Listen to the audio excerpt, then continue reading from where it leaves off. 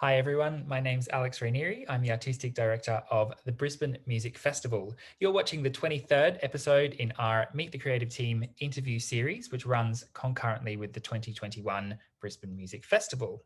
Today, I am very, very excited to be in a Zoom room with Liza Lim, who is one of Australia's leading composers, and we are presenting a portrait concert of Liza's music this coming Saturday on July the 24th at City Workshop. Thank you, Liza, so much for joining me today. Thank you so much, Alex. I'm really honored that these wonderful musicians are playing a range of my works, actually some of my earliest works to more recent pieces. So it really is a survey. Yeah, of, I'm sorry that we, because of the various lockdowns, we intended to have you here in Brisbane with us, but it's the wonders of technology at least can connect us through a computer screen. Before we get into talking about the pieces that we're featuring in the show, I'd love for you to share a little bit about your life and your career. Yeah, I mean, I started composition rather early. I went to a fabulous high school in Melbourne called PLC and was really encouraged to experiment and explore sounds and to try and notate them. So using sort of standard music notation, but also just making up my own symbols and writing graphic scores. And so that was very formative. And I suppose that means that, I've had decades now in which sound and music are such a kind of primary lens with which I understand the world and respond to the world. It's become this very natural language. And so I think of everything as potentially music, any sound, any kind of sonic event, and as well, the quietest sonic events that we describe as silence. And a really important part of my evolution as a composer since high school has been working very closely with musicians, trying stuff out, mucking around and seeing where that goes. I think this is sort of continuity really from earliest days to now is something that I can sort of see very clearly. In a way, lots of musicians, young kids, I have to say, do just sort of try stuff out. I'm thinking about high school students and primary school students that I've worked with, but often they're not encouraged to continue. And so I think of composition as actually being a really natural aspect of being a musician, right? So trying to see how things work, trying to kind of deconstruct, the Lego of of music and put it together. And so I'd like to sort of say that composition is something which I feel can be a very natural component of being a musician. Often it's squashed out of you, unfortunately. But that natural curiosity about sounds and how they work, I think of as actually being, part of our sort of, normal capacities. Yeah. Were you a performer yourself, or were you always more? Yeah, I played the violin and also piano, I used to joke that my string writing was a bit sort of revenge on classical training because it often explores some unusual sounds, which are often I think of as a bit beginners string technique, some noises and kind of unusual ways of playing the instrument.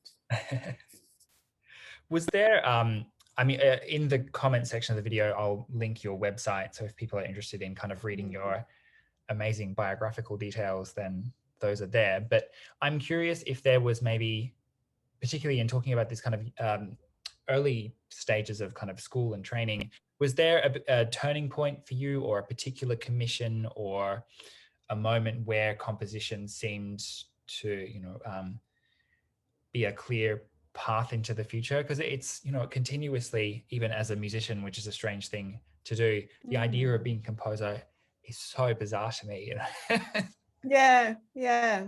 Well, I suppose I was always surrounded by other musicians, peers, so writing for friends, and that's actually been such an important part of what I've done over the years. And what happens is that your friends, some of them become professionals. Some of them end up running festivals like yourself. And so again, this aspect of the continuity, these threads across time, I think is really important. And it's why I really like working with young musicians, right? So people who are in the, really formative stages of what they're doing, and being part of that conversation. And then just sort of seeing, I'm so old now, I can look back over 30, 40 years and see where people have gone, people that I knew in high school that have gone on to, the sort of world stages, people that I met in Melbourne in my early 20s. For instance, Barry Kosky, I read an opera together with Barry, in Melbourne. He rang me up and said, oh, you want to write an opera about Aeschylus's Oresteia, the Greek trilogy? And I said, that was a turning point, right? So I said, oh, yeah, okay, why not? Just write an opera. And and that was such a incredible experience. And the work ended up being published and, performed, published onto a CD, and with recording in Italy. So, it's like you never know where any of these things are going to go. Yeah. Well, it's interesting that you talk so much about collaboration and being inspired by younger people, in that our show coming up features 3 of the 5 performers are 3 of our amazing young artist team in the festival. So it's been quite nice kind of introducing the 3 of them to your work, and kind of more broadly to this style of contemporary music as well. I'm just before I quiz you a little bit about the pieces specifically.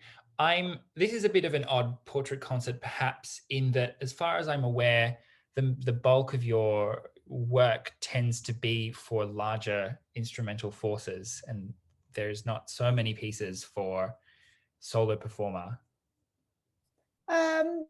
Yes, I mean, there are now. I think it took me a while to figure out how to write for solo performers. I mean, I was always writing very specifically for particular musicians within ensemble situations, particularly around the Illusion Ensemble, a group that I've collaborated with, since college days. Yeah.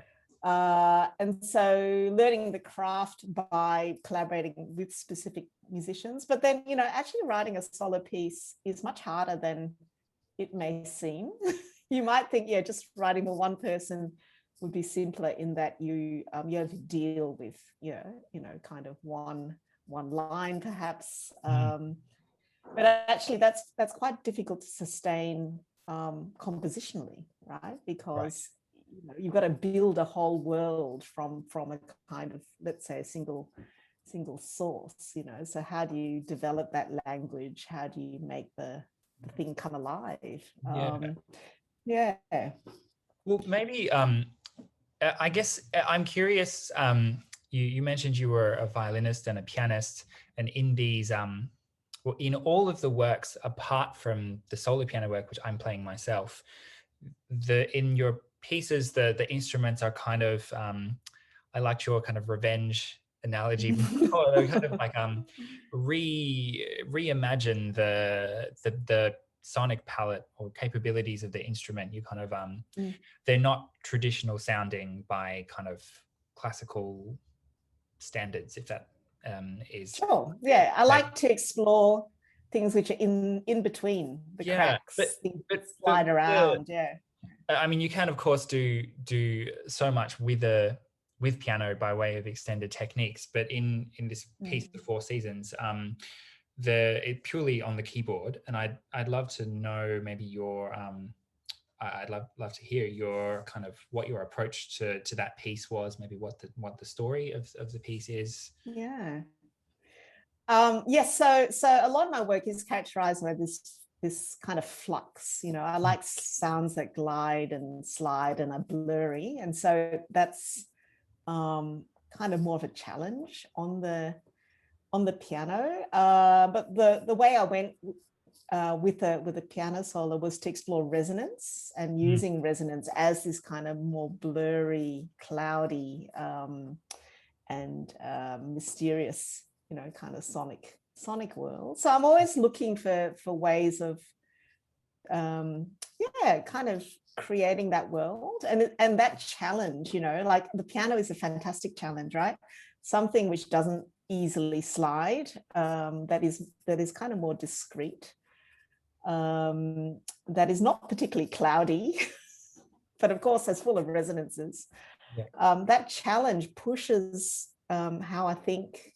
It challenges me to create, invent, new approaches and new techniques, and that's the kind of push and pull that I'm always working with when writing for musicians. So, and actually I'm writing a piano concerto at the moment, so that's like that problem, but kind of exploded out even more. I want to hear about that, but maybe not in this interview. And sure, it's on the wall, actually. There it is. Yeah. So why the Four Seasons? I mean, is there any reference to Vivaldi or Piazzolla, or is it completely separate?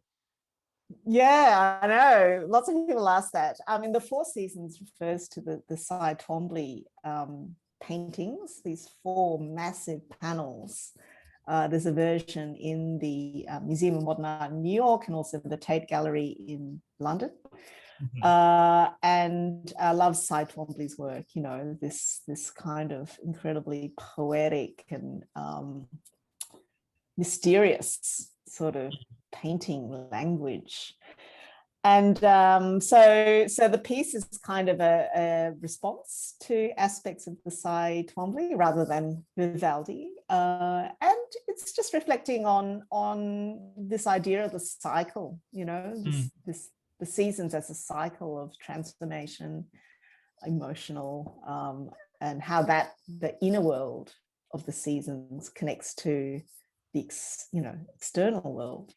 I've always we don't really have kind of the European seasons, or certainly not in the same way in Australia, but there are many seasons, of course, in Australia, which are identified in Aboriginal languages. In Melbourne, where I live, there are sort of 6 identified seasons. I guess in Brisbane there are other ones, and other terms. And so this idea of season as a time of flux, of transformation, and the way in which it gathers together different things in the world, right? So a season is not just the weather, but it's plants and animals and also us, our sort of emotional states has always fascinated me. And that's kind of an aspect of what I'm trying to kind of work with in the piece. I'm having such a challenging and enriching time kind of delving into the detail of it. I'm very keen to share it with everyone at the show. Fantastic.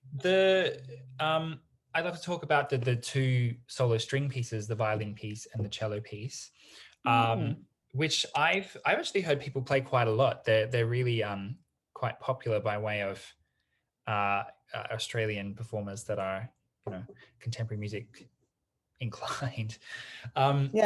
How do you? I mean, I'd love to hear a little bit about the pieces, but also how do you find that different performers come to these works? Do you find that the imprint of interpretation is quite varied from performer to performer, or is the score kind of prescriptive enough to have a fairly similar kind of product? Yeah, no, it's really interesting because those pieces, well, particularly Invisibility, which is going to be played by Catherine. Yes, sorry, I'm just, is really about a kind of weather, right? It's this piece in flux. And so it's very sensitive to and responsive to how a performer touches their instrument. And so in a funny way, you really get a sense of some kind of inner world of the performer. Yes, there are notes and rhythms and all of that, but the piece, I think, is quite transparent, or allows the performers, you know, kind of inner world and personality to come through in a particular way. So that's where the differences are. Yeah, because it's very, a lot of the techniques are very finely balanced, you know. So if you put a little bit more pressure here, or you know, move in a certain way there, it just changes the whole, you know, just kind of the balance of everything. Yeah. And that's where you really sort of get a kind of portrait of the musician, as well as hearing the piece. And that's something I'm very interested in. Is that a similar kind of situation in the violin work? Yeah, absolutely. I mean, I've always loved, and as a string player, this kind of incredible sensitivity of you know, the bow on the string, and just what really comes out from that. But you know, it also applies to the piano. You know, it applies to the bassoon. I mean, all instruments, I think, have that capacity. But I think there's a particularly seismographic aspect of string playing, you know, because it's such a sensitive set of balances. Yeah. So there's so much more of a universe in that really kind of piano to quadruple pianissimo kind of range that you can explore, because it doesn't have the immediacy of the button pushing that is piano. But I guess maybe a little bit between this kind of piano and string environment, if we can call it that, would lie kind of the bassoon, which is a beautifully expressive instrument, but you know, also very just straight up difficult instrument to play. Yeah. I think is Accessmundi the most recent of the pieces, which I think was a 2008, 9. Yes, I think that's the most recent piece in the program. And yes, this idea of taking a piece that's really taking an instrument like the bassoon, which is really difficult to play, and then destabilizing it further by asking the musician to open and close different holes, or you know, in the tube that allows, you know, vibrations to circulate in more unusual ways, brings out these different, you know, kinds of colors and sounds. It's super tactile, right? And that's, I suppose, one aspect that I'm always trying to look for, whatever instrument I'm writing for, this kind of boundary between something that's unstable and then stable, you know, like flickering between those. In order to find colors, in order to find a sort of sort of emotional qualities, you know, in those instabilities. That's what I'm really interested in.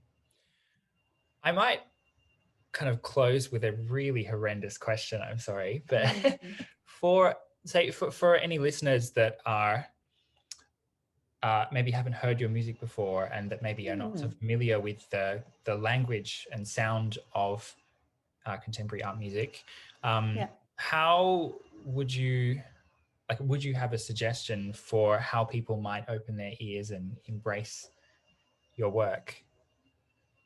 Yeah, I mean, one thing might be to just kind of perhaps let go a bit of some of the categories, you know, like melody and harmony, as a way of navigating the music.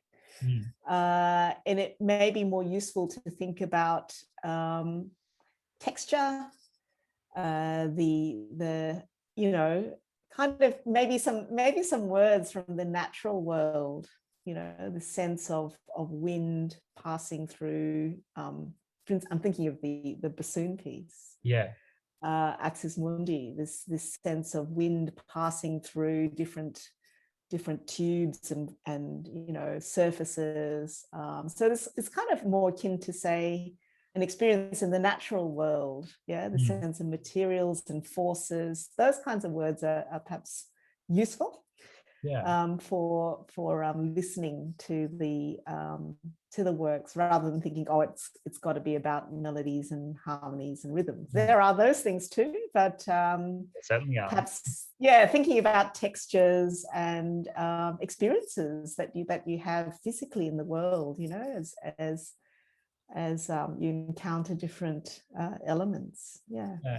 Something that really strikes me about your music, or how much of your music I kind of know and have enjoyed, if I may kind of share my perspective, I love this idea of using texture rather than harmony as the primary indicator for this kind of tension and release. To kind of, the narrative of the music is told by this flux, is a beautiful word that you've used a few times, rather than it being in a traditional kind of harmonic sense of tension resolving to harmony. I think listening to texture is a really nice way of embracing the corporeality as well of your music. Like for me, it's a very visceral experience, particularly up close in a small venue that we will be presenting in. It kind of, the audience, I hope, will feel somewhat inside the music.